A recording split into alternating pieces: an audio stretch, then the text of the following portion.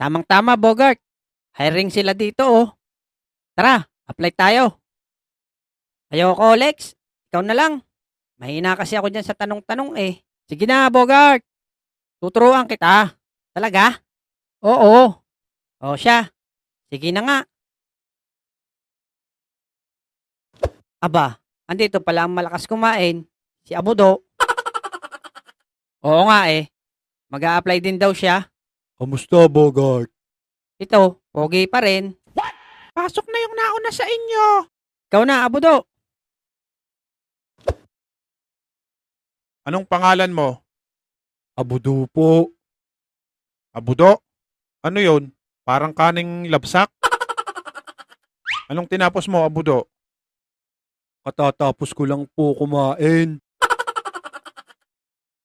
Next! Oh, yung susunod na, pasok na. Ikaw na, Alex. Kailangan dito, bata, matalino. Opo, Anong pangalan ng ating bagong presidente? Bongbong Marcos po. Kailan na-discovery ang Pilipinas? March 15, 1586. Ba, matalino nga. Anong taon nagsimula ang pangalawang digmaan? 1942 po. May experience ka na ba sa ganitong trabaho? Opo, dati pa ho. O sige, tanggap ka na. Sige po, sir. Tatawagan ko na lang po kayo kung kailan ako magsisimula. Ikaw na, Bogart. Lex, anong tinatanong? Basta, ito lang ang isagot mo. Bongbong Marcos po. March 15, 1586. 1942 po. Opo, dati pa ho. Ah, sige, Lex. Copy.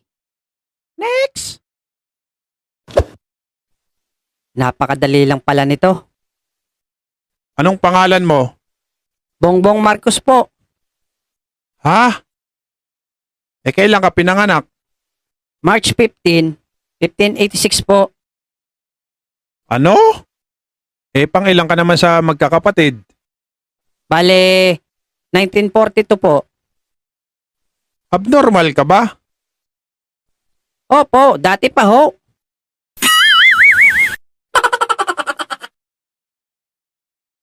Kalokohan mo talaga, Lex. Sabi mo, yun ang sabihin ko. Bakit nagalit yung nagtatanong sa akin?